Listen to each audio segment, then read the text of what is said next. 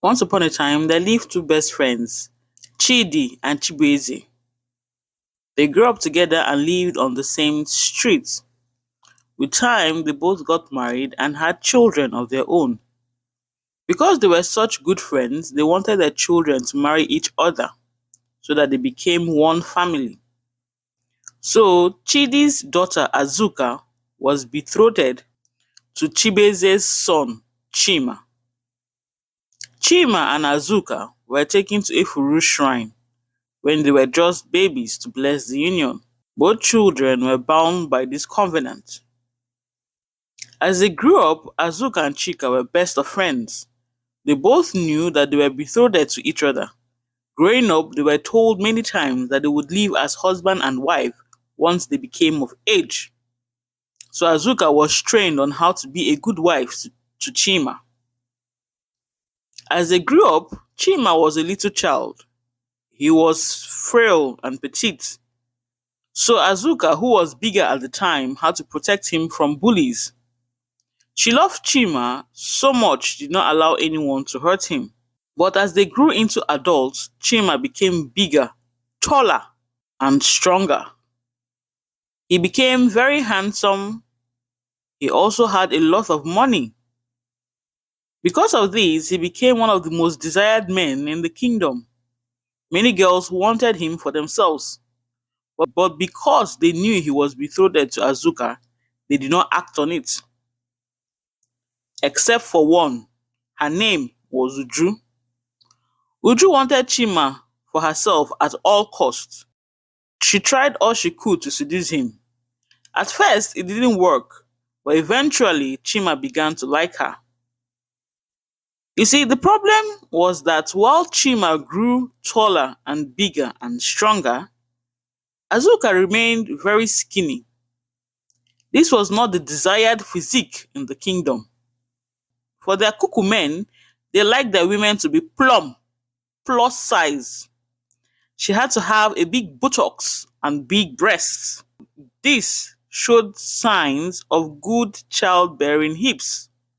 A skinny woman was seen as a broom, therefore not desirable. Unfortunately, Azuka was very skinny, and Chima did not like this. He will also tell Azuka to eat, fatten up like other women. Can't you see how big their bum-bums are? What are you doing? Azuka insisted that she was eating. I eat every day. What do you want me to do? The herbalist has said that I am healthy and I can give you children. What is the problem? Chima did not like this. He did not listen to Azuka. Slowly, he began to spend more time with Uju. Other girls will mock Azuka, saying, after all the love that she had given him, he still left her because she was a skinny girl. Eat, she will not eat. Look at her now. Even a broom is fatter than her. Small breeze now, and she will disappear. Azuka will cry. She felt so sad. Was it her fault that her bum bum was flat? Was it her fault that her chest was small? She eats every day. What can she do? She has tried so many things to gain weight, but nothing seemed to work. In desperation, she had gone to a herbalist asking him to give her something to make her bigger. But the herbalist said the only thing that can work was Izu. Izu was a fruit that once eaten can make any woman big and desirable. The problem was that the fruit will make the woman barren. Azuka did not like this. She wanted to have children. So she went back home crying. What can she do? She asked herself. She cannot lose her beloved Chima to another. She had loved him since they were very young. Why would the gods do this to her? As she walked back home, she came upon a man. Because she was not looking, she hit him. Ah, I'm so sorry, please. I'm so sorry. I was not looking where I was going to, Azuka said. She tried to walk past the man, but the man stopped her. Are you okay? He asked. You seem troubled. Azuka said nothing. It's nothing. I'm fine. And then she walked and left. Now, Chima was ready to marry Uju, but to do so, he had to break the betrothed arrangement he had with Azuka. This was no easy feat as both families liked each other. But Chima persisted. His family was very angry, especially his father. His father shouted, That girl has been good to you all these years. Why break her heart now?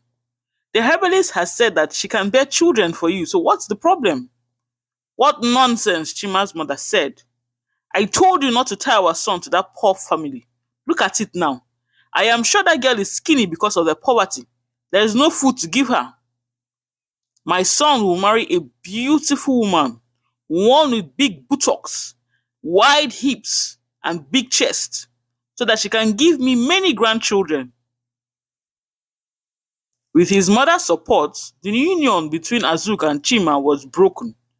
Both families became enemies. Azuka cried and cried. The whole village gossiped about how Chima, the most handsome man, had left her for another. Chima and Uju were now happy. They could get married. As was tradition, Chima brought a calabash of palm wine to Uju's parents. But before the next morning, the calabash broke and the wine spilled everywhere. Ha! Abomination! This is a bad omen, Uju's father said. You have to abort this plan to marry this boy. But Uju and her mother insisted that they would continue with their marriage plans. Chima was a very rich man, handsome at that. He was a good man for her daughter, Uju's mother said. After all that Uju had to do to get him, I cannot lose him, Papa. Oh, I cannot lose him. On the wedding day, Chima went blind. Hey, what type of problem is this? Uju's mother said. Chima became blind, and Uju, his new bride, had to take care of him. At first, all was well, but because of his blindness, Chima began to lose his wealth. His business partners started to steal from him. His farmers refused to work. This is not what I bargained for, Uju said. What is all this now? What type of suffering is this? Eventually, Uju left him.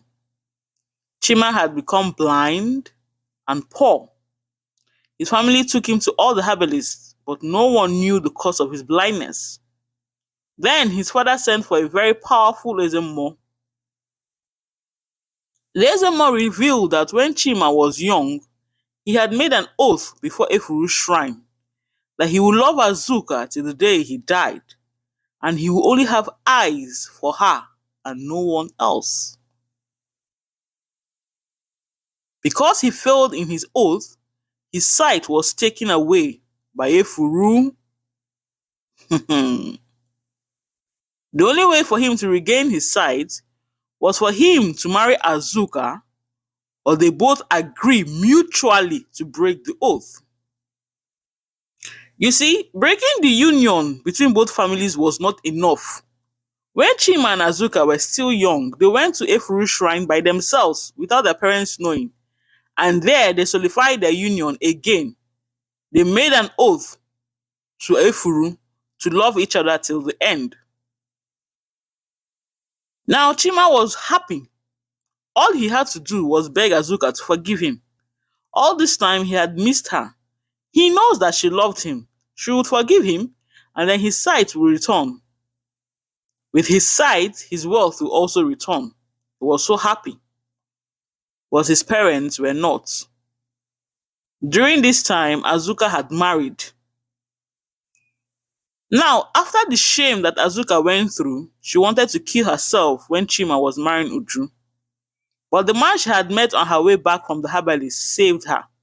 He said that he had loved Azuka since he could remember, But because the whole village knew that she was betrothed to Chima, he said nothing.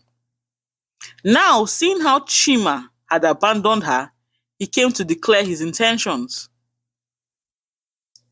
Azuka was hesitant, knowing that she had taken an oath with Chima before Efuru, but she did not want to miss this opportunity because she was very skinny. Which other man would want to marry her? The one she had loved all this time had abandoned her. So she agreed to marry Chidi. But the problem was they never had any children. So now Chima came to her to beg her. At first she was angry, but with persistence she forgave him. She said that she would not marry Chima. She would only follow him to the shrine and break the oath so that he could regain his sight. So that's what they did.